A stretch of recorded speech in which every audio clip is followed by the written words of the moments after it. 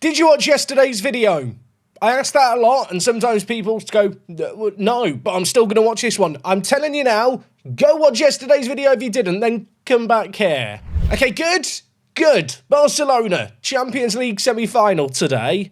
I still can't believe we're here. Just as a little reminder, we lost the first leg 3-0 against PSG. We won the second leg 4-0. For a crazy comeback. And from there, we've kept the good times rolling. 3 games played, 3 wins, including in the FA Cup semi-final. But first, this game against Leicester, where Benjamin Sesko is going to be giving their defenders nightmares for the foreseeable future, repeatedly getting on the end of headers from, well, the fullbacks, namely, as we went on to win 3-1 in this one. After that, an absolute demolition job of Chelsea was a little bit of a surprise. All the goals coming in the second half. I think Ahmad's was the pick of the bunch. We didn't have the most of the ball in this game, but we did not need it. You can see, looking at the XG, we more than deserved to win this one. And well, as for Wolves, who were in the Championship, I felt a little bit bad for them. We ran rampant in this game. A big through ball by Ahmad to Ryan opened up the goal scoring within the first 10 minutes. From there, Livramento scoring. Ahmad with yet another assist. He loves to get assists. A deflected effort from range would come not but minutes later. And well, from there, it was game over, wasn't it? 3-0 this game finished. We kind of took our foot off the gas. The rotated team did what it needed to do. It does mean we have booked our ticket in the FA Cup final, where we are going to be taking on Liverpool on the 22nd of May. And if you are wondering, yes, Liverpool are still top of the Premier League and just better than everyone else in this universe. Here is the latest look of the league table. We've actually pulled away from Tottenham. Arsenal have capitulated. And technically, with 2 games in hand, we should end up finishing second. I would like to think. Yeah, Man City played 2 more games than us. They are only 3 points ahead. That said, we have still got Arsenal, Tottenham and Liverpool to play in our final few league games. I'm kind of glad we're wrapping up a Champions League spot without too much drama. And the reason I say that is because I've had enough drama in this competition where we're going to hope the good times keep rolling. We are taking on Barcelona. It's the Champions League semi-final. Liverpool v Porto is the other one. And I'm quite excited for this. Now, in terms of team news, Mora still coming back from another injury. Yeah, he keeps getting injured, does this boy. Of course, he scored on his return from injury in the Carabao, then got a little aggravation of it, but I think we've got to play him in this game here. Passed a fitness test for 75 minutes. He was a match winner on his day earlier on in this year, and well, when I look at the rest of the team, it's full of match winners as well. We've got Esteval, we've got Mora, we've got Benjamin Sesko leading the line. There was part of me that kind of wanted to bring Ahmad into the team, and I still could. Do I want to bring in Ahmad?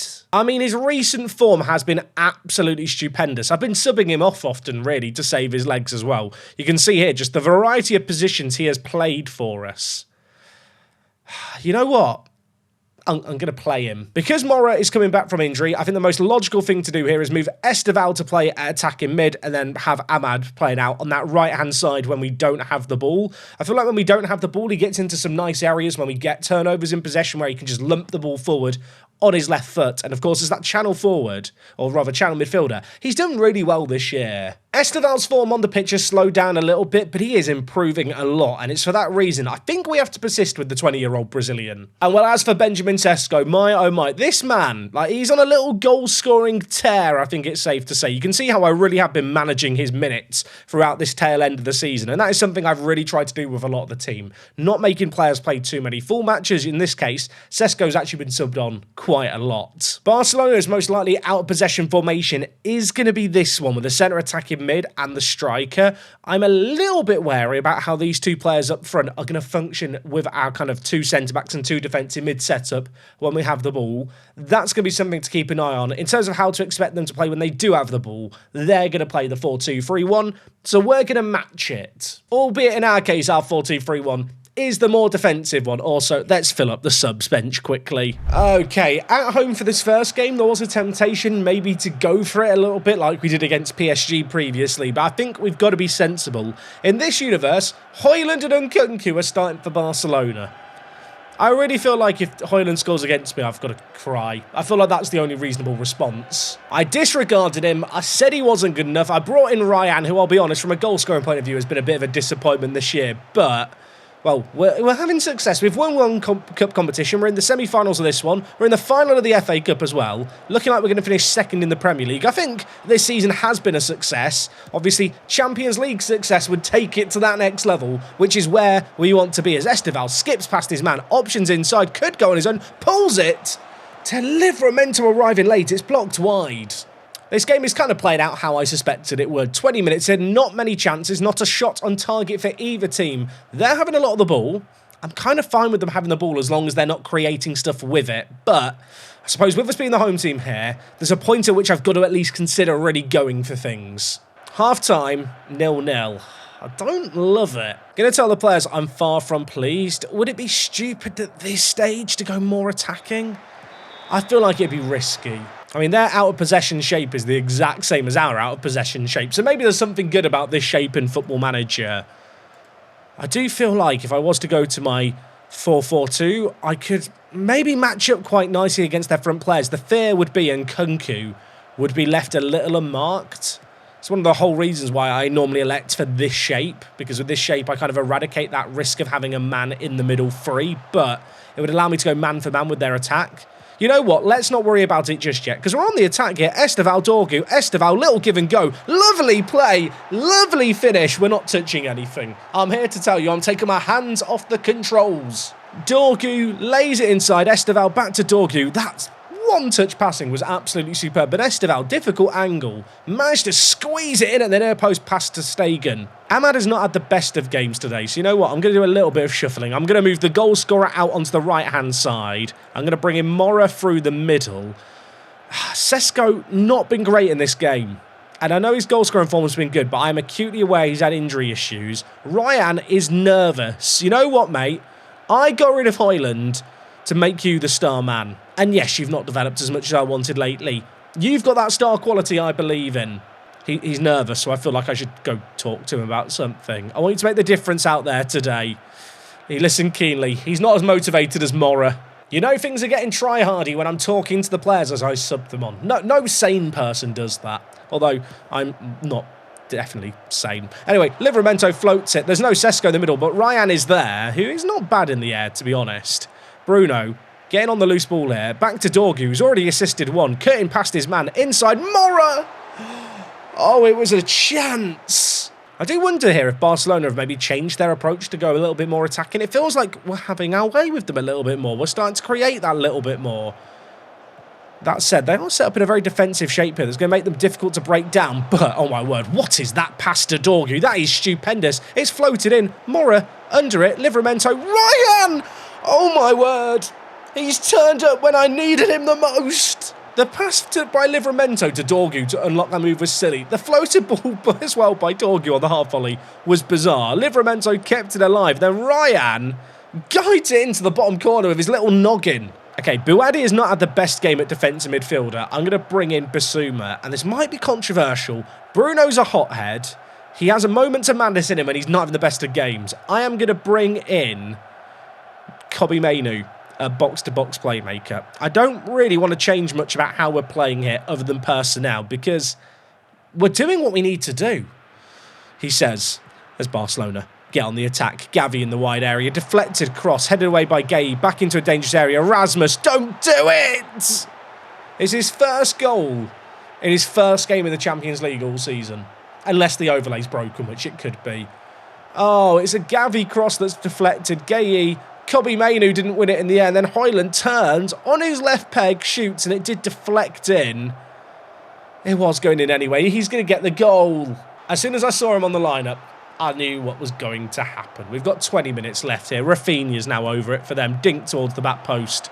Maybe the lack of depth in the squad is being exposed now. Although, Murillo, where are you going? Is this the way to the goal, Murillo? Every night I've been hugging my pillow, dreaming dreams of Sesko. I don't know where I'm going with this. You know the song. Let's move on. I can't make that joke every time he touches the ball, and yet I'm trying to just force it in every time. Right. 16 minutes, plus hopefully some extra time. I still feel like we're the most likely team to grab another. We've created chances in this game. Could we create another here? They're playing a very high defensive line, Barcelona, which we have looked to abuse repeatedly. Livramento, oh my word, how's he come away with the ball there? Mora, it's his first goal in the Champions League. I love this man. Livramento just arrives here out of absolutely nowhere like a hero to steal the ball away. And from here, I feel like he's going to give it to Ryan. No, he pulls it to the penalty spot superbly. And the young Portuguese player shows the composure required. Both the subs I did a team talk to have scored. All I'm saying is maybe I need to talk to all my players when I make subs. Maybe that's the secret that I've been missing this season in the games that we bottle with our subs being made. Anyway, look, it's 3-1. As we learnt last episode, not even a 3-goal cushion is enough of a margin. 2 goals feels good. 3 goals would feel better. Oh, my word. Livramento's just arrived from nowhere to grab another.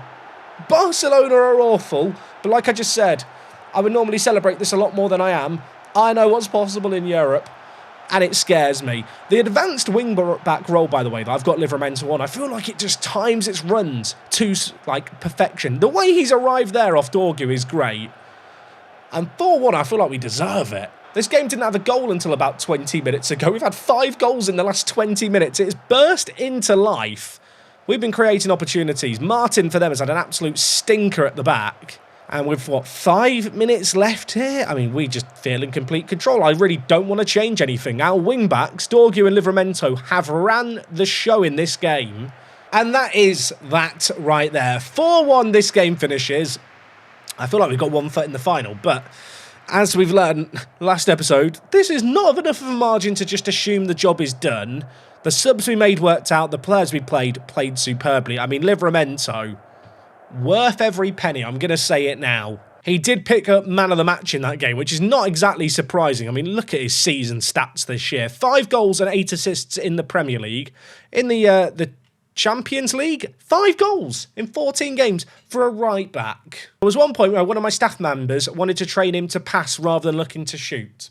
Very glad we didn't listen to that.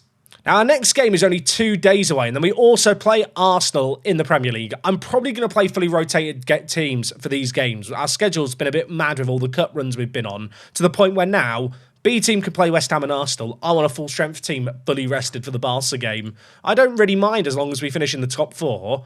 We've got a foot in the door of the Champions League final. I've got to fully commit to it, haven't I? Well, in a rare event for me, I was hate watching Liverpool. They lost the first leg 2-0 against Porto. They only went and won at Anfield 4-0. If we can beat Barcelona, we play them in the final there, and that would mean that we have a chance to deny them the treble, because they have been crowned as Premier League champions. They're also in the FA Cup, of course, playing against us. Speaking of league games, 2 played since we last here. We didn't win either of them, but I really did just play an ultimate B team in both these games. The fact that we played Barcelona on the Tuesday, had this game on a Thursday, and then had to go play Arsenal on the Saturday felt mad. So yeah, I played the B team. To be fair, actually, a 1-1 draw here was great away from home. In some ways, maybe a little bit unfortunate not to get a little more from the game. What all that squad finagling does mean, though, is that when it comes to our team for this Champions League fixture, we could not be more prepared. We're going to go with the deeper 4-2-3-1. You know the players that are going to be picked here. I am going with Mora over Ahmad, purely because he's looked good lately, Mora. And all these players haven't started either of the last 2 games, so they should be rested. I think we have demonstrably proven we have the capabilities to win here. And now, well, look, it's just about getting over the line. I'm going to assume that Højlund isn't starting up top for them, and indeed he's not. They're going with Dani Olmo leading the line. This is a bit of a throwback Barcelona team, isn't it? I assume Olmo's playing as more of a false 9. They've got Pedri in the team, they've got Gavi, they've got some crazy creative players that we've got to try and keep quiet here. But, I mean, if they want to win, they've got to score at least 3 goals. And they've got to do that whilst keeping us quiet, which, based on recent form, ignoring the 2 league games where I played the B team, that's not a simple task in itself. Having more possession than I expect to have inside the first 10 minutes of this game, we're looking okay. They've had 1 shot, they've not got an early goal, which would obviously elevate my blood pressure significantly. And, well, is it bad to say? I'm already dreaming of the final now. This is going exactly how I want it to go. But that can change quickly, and they are in possession here. Kabasi stepping forward with the ball, gives it back to Bolde. Aurelio wide to Koundé, the right back, dinks it towards Lamine Yamal. This man is scary, skips past his man, gives it inside to Firmin. He pulls it to the edge. Olmo turns and shoots. They've got 1 back. I shouldn't have said anything. Firmin got to the byline here, and I was hoping he was going to smash it into the side netting, but he pulled it back. It actually deflected off Murillo, and Olmo was never going to miss from there.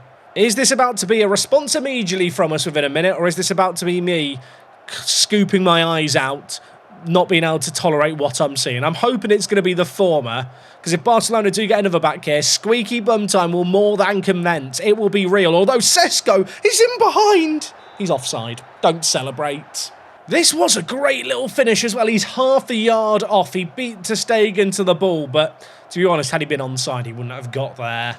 Evidence, though, that we can create stuff in this game. This Barcelona team is not impenetrable. Less than 5 minutes left of this first half. It's going okay so far. If they get one goal back, it's really not going okay, and I will not be enjoying myself. They're bringing the ball forward here. It's Dani Olmo, who was not available for the last game. He's back in the team today. Similar story with Koundé as well. Olmo, the goal scorer, bearing down on goal. Oh my word, that is a massive save by the keeper. That is only their third shot on target of the game, so I maintain this has been pretty good in terms of limiting their opportunities. 69% of ball. They've dominated the match momentum.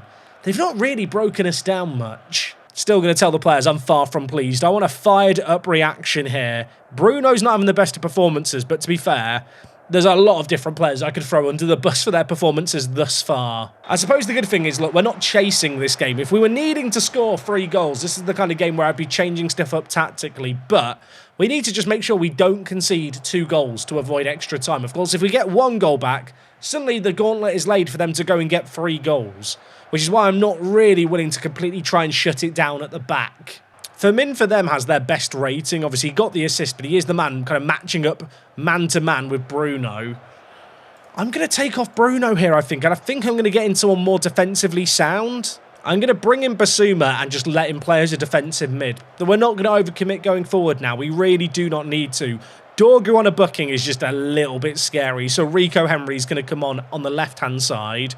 In terms of the rest of the team, Estevao and Mora haven't had great games. I'm going to keep Sesko on just because I think his aerial ability makes him a great player on the counter-attack, but I'm going to bring in Rashford and Ahmad, 2 pacey players who, as we look for counter-attacks, as Barcelona are going to get more desperate to score, can maybe be the kind of players that can make the most of the space left in behind. We are less than 25 minutes away from a Champions League final. We have shut down this FC Barcelona team so far. There's a set piece. Set pieces have not been our strength. It's Rafinha over it. Scoring here, and it's terrifying. It's cleared away. Yamal, saved by the keeper. We spent big bucks on Chevalier. He's made a few top-notch saves there. Admittedly, that one was more of a speculative effort from range, but he's keeping us in it, and he might need more heroics here. Barcelona have made some subs. They have another corner. It's whipped near post.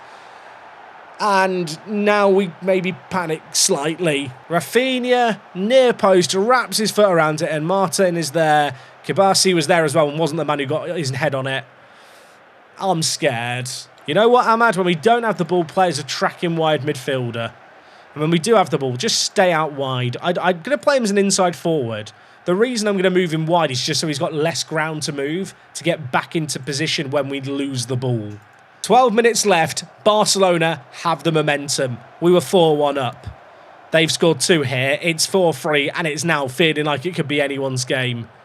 And I'm not enjoying this. We find ourselves deep in our own half, defending well as we can. That cross half-blocked Pedri, Gavi, Olmo. Gavi's carved us open. This is basically... I'm PSG, aren't I? I'm PSG! The passing through the middle was just kind of sensational. Gavi, I mean, it's a great move. I don't know who that is who steps up there. It's Gay. I don't know why Gay stepped up. Silly defending, left the space behind. We've been punished. I'm really tempted to be bold and brave here. Sesko has had a stinker. I'm going to bring in Ryan. Is it just crazy to go to the more attacking system now? The thing that's going to make it tricky is the fact I've brought in Basuma, who can't really do the same job that Bruno would normally do. There is a way I can make a similar pressing shape, which is to move Murillo to left back, have Basuma play the DM role, and then Henry, we're going to have him play as, a winger, I think, if we can. Yeah, we'll have to play him as a winger. And I'm going to try and press with the 4-4-2. When we don't have the ball, we're going to drop back into kind of a 4-2-3-1 still, but that initial press... I feel like we need to try and put them under a little bit more pressure. I've let Barcelona have too much the ball here. I've got attacking mentality on. I think I'm going to keep that on. That's just going to encourage us to be more direct and commit men forward when we do get the ball. I mean, when you look at the stats, Barcelona deserve to have 3 goals in this game, and I don't feel like I can persist with the way that we've been playing. So I'm going to change things up. It could be bold. It could be stupid. It's a risk inherently. But we've got to try and stop them having as much of the ball because they have hurt us when they've had possession. We're going to press with a front four that will drop deep when the press is beaten. As well, I guess, has happened here as Rafinha looks to bring the ball forward from deep, although Ahmad wins it. A goal here for either team is surely going to be that. Ahmad, options inside, there's a few of them. He could go on his own, but he's missed the target. That was a chance. 4 minutes of added time. This game could be going to extra time. We were 3 goals ahead. That 3-goal lead was, well and truly destroyed. Ahmad, 10 seconds left. Imagine, this is the last chance of regulation. It could be a pointless highlight. It could be a moment of magic. He floats into the middle. Gaze under it, half-headed away. Our players are desperately getting back into position. I think there was an offside given, and we are going to extra time, everyone. I feel like I'd love to throw a water bottle right now. I'm far from pleased. We've got to do better. I've used all my subs. I do get 1 extra sub at this point, but I don't really feel like I've got anyone on the bench that I think, you're the man to bring on. I've got Willy Camboire, Aiden Heaven, Cunha, Delit, Kobe Mainu, Embuemo, Lamans. I don't think any of those are players I need to bring on right now. Livramento has been one of our best players this season. He's on a 6.0 rating. He has been just missing in action in this one. Ter Stegen has the ball in his hands. That means that we got the ball sorted forward somehow before this highlight began. I'm going to try and view that as a positive as we look to press from the front. Ahmad flies in with a tackle, wins it in a way that we would not see with our other system. Ahmad turns. Ryan's off, isn't he? He's off. He has to be off. He is off. I'm glad I didn't celebrate it. It's the second offside goal in this game. Just as a little reminder, we had a lot of these offside goals in the Champions League, and I want to remind you, in the Champions League to get here, we finished, what was it, 23rd out of the top 24 teams? We were awful in the group stage. We've stepped up our level in this second half of the season. That there is no denying. And in this game here, I just need us to take that last step higher. There is, 2 minutes left of this half of extra time. The ball is with Marcus Rashford. Ahmad through the middle. Ryan back to Ahmad. One-on-one. Ter Stegen saves it. It's still 3-0 Barcelona on the night. I don't know how we've not scored in this game. We've actually had some pretty good chances. We are 15 minutes away from a penalty shootout to decide who is a Champions League finalist. And I'm going to be honest, I'm terrified. Right, I've got a plan. I'm going to bring in Embuemo. I'm going to bring him in for Livramento, and then Ahmad is going to go to right back where Livramento would normally play. It's not exactly Ahmad's preferred position right back, but it's what he's going to do for us. And I'm going to bring in Embuemo and hope that he can just have a moment of magic. And, well, if he can't have a moment of magic in the next 10 minutes, hopefully he can convert a penalty that I wouldn't necessarily back Livramento to score. There's 4 minutes left. Is there late drama? Is there a chance for something to change? There's 1 minute of added time. There's 30 seconds remaining. This feels destined to go to penalties. It's been a crazy game. Since we changed our tactics, by the way, and went to the more pressing system, I actually feel like we've been the better team. But at that point, the game was already gone. And Nkunku in the wide area, cutting inside. This could be the last chance. The ball is saved. And we go to a shootout just like that. I'll tell you what, this penalty taker screen is actually sad to interact with because it doesn't show you the players that are on the pitch and the players that are subs. All I know is that Embuemo, Rashford, Sesko's not on the pitch. Bruno's not on the pitch either, is he? I mean, this screen is literally useless. It doesn't even tell you the players who have good tape. You know what? I'm just going to trust the game to pick the best penalty takers because why would I interact with that screen? Okay, Embuemo up first. Ter Stegen made some big saves. He's made another big save. Is this how the season ends? I say this. We've got the FA Cup final still, but is this how our Champions League dreams are crushed? Ter Stegen parries it wide. It's going to be Chevalier for us with Nkunku stepping up next for Barca.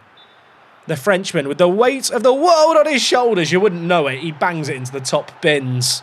I subbed on Rashford hoping he'd be a match winner and he's had an absolute stinker. Can he score here?